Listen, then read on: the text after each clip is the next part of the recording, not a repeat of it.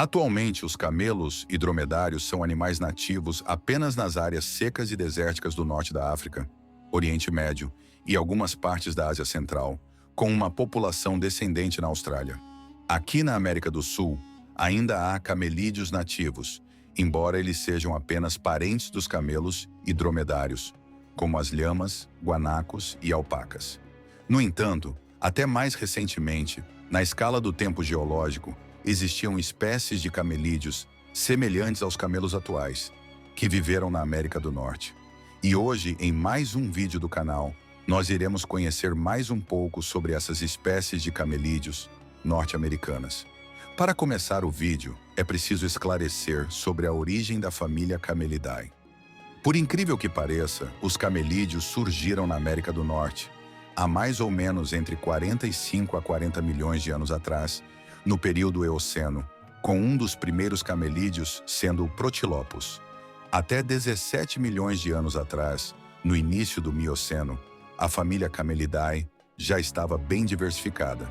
E foi nesse período que ela se divergiu nas duas tribos atuais, a Cameline, que inclui os camelos e dromedários, e a Lamine, que inclui as lhamas, alpacas e guanacos.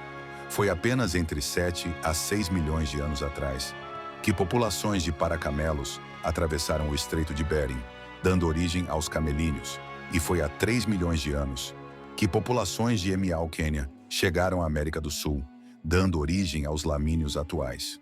Mesmo que estas duas espécies de camelídeos tenham irradiado para outras regiões do planeta, na América do Norte, ainda havia espécies de camelídeos nativas desse continente até pouco mais recentemente, e vamos falar sobre algumas dessas espécies agora.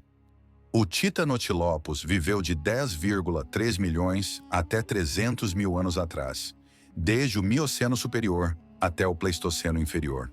O nome Titanotilopus significa pés gigantes com nós, e de fato, ele era um camelídeo bastante grande, sendo estimado como tendo entre 3 a 3,5 metros de altura nos ombros e 2,5 toneladas de peso. A única espécie conhecida desse camelídeo é a Titanotilopus nebraskensis, com seus restos fósseis sendo descobertos em Red Cloud, Nebraska. Há ainda um debate taxonômico sobre se outro camelídeo, Gigantocamelus spatulus, deve ser considerado um sinônimo de Titanotilopus. O interessante é que fósseis de Gigantocamelus foram encontrados em várias localidades e regiões pelos Estados Unidos, como Nebraska, Colorado, Dakota do Sul e Texas. Voltando ao camelídeo do vídeo, Titanotilopus tinha uma caixa craniana pequena e caninos superiores grandes. As pernas dele eram robustas e longas, e ele pode ter tido uma corcova, assim como os camelos atuais, com base em suas grandes vértebras torácicas. Não está claro como ele pode ter se parecido em vida, mas provavelmente pode ter tido uma camada de pelos, como os camelos bactrianos.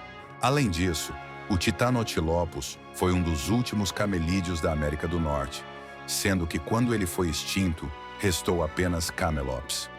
O Megacamelus merriami viveu de 10,3 a 4,3 milhões de anos atrás, entre os períodos Mioceno e Plioceno.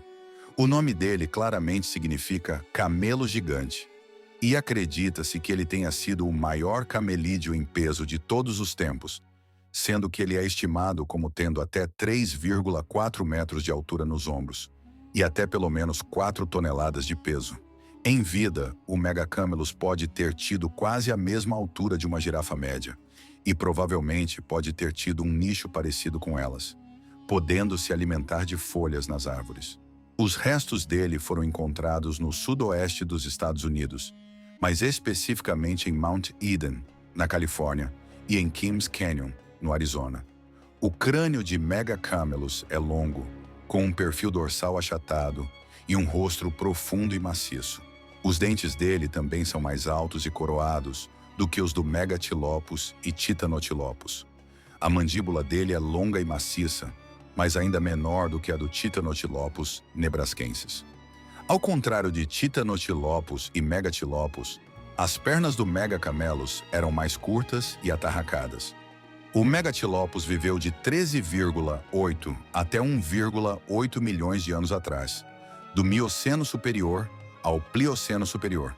Há pelo menos 4 espécies dele, e elas são Megatilopus cochrane, Megatilopus gigas, Megatilopus primaevus e Megatilopus matthewi. Megatilopus é o mais antigo dos camelídeos gigantes americanos conhecido, e ele foi o maior em altura, tendo até 4,2 metros de altura nos ombros, mas com um peso de mais ou menos 1,7 toneladas. Assim como o Megacamelus, ele pode ter tido um nicho parecido com o das girafas, sendo um navegador de alto nível. Fósseis de Megatilopus foram encontrados em vários lugares dos Estados Unidos, como nos estados do Arizona, Kansas, Nebraska, Nevada, Novo México e Texas. E espécimes atribuídos foram descobertos no México e no Canadá. Essa grande distribuição de fósseis mostra que ele foi um dos mais bem-sucedidos camelídeos, se estendendo desde o noroeste do Pacífico, atravessando as planícies centrais e meridionais, e ao sul no centro do México. Um espécime de Megatilopus matthewi consistia em 5 vértebras torácicas preservadas em articulação. Com base na estrutura delas, foi proposto por Dahlquist que elas formariam uma grande corcova dorsal, de perfil piramidal, em vez de arredondada. Em 2015, foi descoberto em Oregon o espécime mais completo de Megatilopus. Fora essas informações, não há mais nenhuma outra interessante, então vamos passar para o próximo camelídeo. O Paracamelus é um gênero de camelídeos do Mioceno superior ao Pleistoceno inferior, particularmente comum na Eurásia, com várias espécies desse gênero sendo encontradas por lá. No entanto, o Paracamelus era original da América do Norte, e como tal, deveria ser fácil encontrar textos que citassem alguma espécie norte-americana em específico. Eu procurei por vários lugares da internet, até mesmo em artigos, quais ou qual seria essa espécie norte-americana. Mas, infelizmente, não achei nada a respeito disso. Porém, eu li no site Prehistoric Fauna Uschitel um trecho que afirmava que os restos mais antigos de Paracamelus foram descobertos na Formação Esmeralda, no condado de Nye, em Nevada. E eles eram do Mioceno Médio, entre 12 milhões e meio a 10 milhões de anos atrás. Com poucas informações sobre a aparência do Paracamelus, é possível afirmar que ele era bastante semelhante a um dromedário moderno. O tamanho do Paracamelus é incerto, mas um artigo de 2013 que estudou prováveis fósseis de Paracamelus encontrados na ilha Ellesmere, no Círculo Polar Ártico, estimou que uma tíbia inteira dele poderia ter sido 30% maior do que o tamanho da tíbia dos maiores camelos modernos. Ou seja, ele pode ter sido 30% maior do que os camelos atuais. Esses fósseis árticos foram datados de 3,4 milhões de anos atrás, durante o Plioceno Médio, época em que o Alto Ártico era quente e sua área era florestada. Análises de proteínas antigas preservadas nesse fóssil mostram que elas eram iguais às encontradas nos fósseis do camelo gigante de Yukon, outro espécime de camelídeo ártico, e que acredita ser também um provável espécime fóssil de paracamelos. Os prováveis fósseis árticos de paracamelos mostram que ainda havia uma população ou populações desse camelídeo no Alto Ártico até o Pleistoceno inferior, antes da glaciação total dessa área. É provável que os camelos modernos sejam derivados de uma linhagem de paracamelos que foi originalmente adaptada para viver nas florestas boreais do Ártico. E algumas características vistas em camelos modernos podem refletir essa herança, como os dentes nas bochechas com coroas relativamente baixas, os pés largos e planos, e a própria corcova, que ajudaria a armazenar gordura em tempos extremamente frios.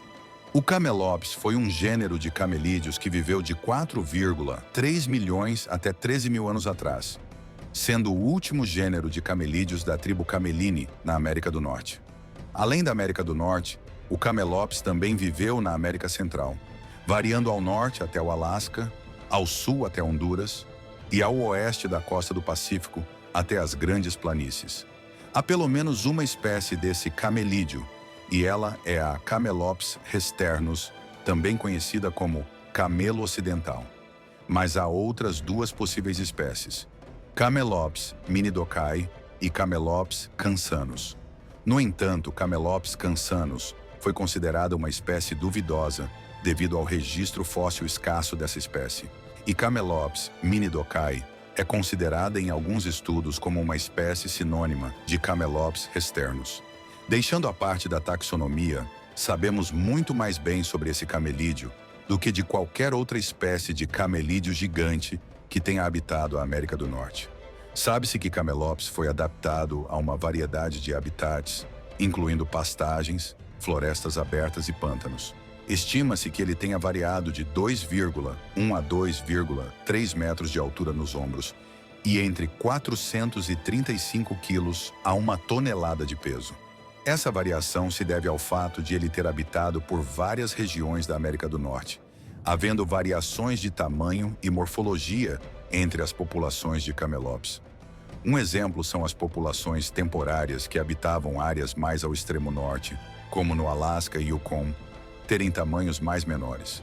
Basicamente, o Camelops era bastante semelhante a um dromedário moderno, mas tendo uma cabeça mais longa e estreita e mandíbula relativamente profunda. Não se conhece tecidos moles preservados nos fósseis que indiquem que ele tinha alguma corcova como os camelos atuais, mas provavelmente ele tinha. Os ossos das pernas do Camelops eram mais alongados e robustos do que os dos camelos modernos, e também foram adaptados de modo que ele conseguisse percorrer longas distâncias. Estudos sobre os fósseis abundantes de Camelops do rancho La Brea Tar Pits, um sítio fóssil da Califórnia, revelam que, em vez de se limitarem ao pastoreio, as populações dessa região provavelmente eram animais navegadores que comiam espécies mistas de plantas, incluindo arbustos grossos e salgueiros. Todavia, análises de dentes desgastados de outros lugares, como Nebraska, mostram que as populações de Camelops dessa região eram predominantemente animais pastadores, o que sugere que as populações de Camelops tinham estilos de alimentação diferentes, conforme cada região.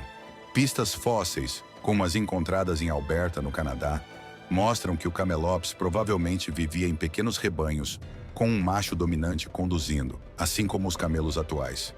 Acredita-se que o Camelops tenha sido extinto junto com a megafauna norte-americana no grande evento de extinção do final do Pleistoceno, entre 13 a 12 mil anos atrás, como consequência da junção das mudanças climáticas que já eram recorrentes e se agravaram neste intervalo de tempo, com a chegada dos primeiros humanos às Américas. São conhecidos fósseis recentes de Camelops que mostram sinais de corte e fratura feitas por ferramentas de pedra, o que mostra que os humanos contribuíram de certo modo, através da caça, por exemplo, na extinção desse camelídeo.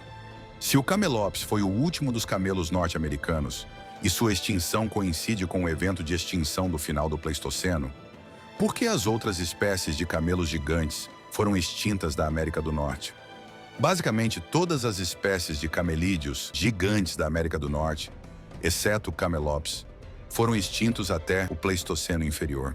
Estudos mostram que durante o Mioceno e o Plioceno, os camelídeos e as outras espécies de mamíferos ruminantes pertenciam às mesmas categorias alimentares e coexistiam dentro das mesmas comunidades. Mas eles ocupavam nichos diferentes, de modo que não competissem entre si. Se fosse o contrário, camelídeos competindo com as outras espécies de mamíferos de mesmo porte, seria até um motivo plausível para a extinção deles. Sabe-se que houve um pequeno episódio de extinção chamado Episódio de Extinção do Enfiliano, ocorrido do final do Mioceno ao início do Plioceno, entre 7,5 milhões a 4,7 milhões de anos atrás, com consequências grandes para os ecossistemas do mundo todo. Na América do Norte, esse episódio de extinção foi responsável pelo declínio em diversidade de vários grupos de mamíferos, como os equinos, antilocaprídeos, gonfotérios e os próprios camelídeos. Essa extinção é amplamente vista pelos pesquisadores como sendo causada por mudanças climáticas, aumento da aridez, que levaram a uma diminuição geral em habitats florestais e outros habitats fechados e um aumento em pastagens e savanas. Os animais navegadores e alimentadores mistos foram mais severamente impactados do que os pastadores, que geralmente se tornaram mais abundantes. Foi provavelmente nesse cenário que as outras espécies de camelídeos gigantes, navegadoras, não conseguiram se adaptar bem e aos poucos foram desaparecendo com o camelope sendo o único a ter tido as características que facilitaram sua sobrevivência até bem recentemente. Lembrando, essas informações que eu trouxe para vocês a respeito da extinção dos camelídeos na América do Norte são bastante escassas e quase superficiais, já que é um assunto bem obscuro em termos de pesquisa. Então peço desculpas se alguma informação estiver errada. Então, esse foi o vídeo e eu espero que vocês tenham gostado. Mas se vocês gostaram realmente do vídeo, não se esqueçam de deixar o like e, se caso forem novos por aqui, se inscreverem no canal. Enfim, é isso e até o próximo vídeo, ou seja, lá na próxima década.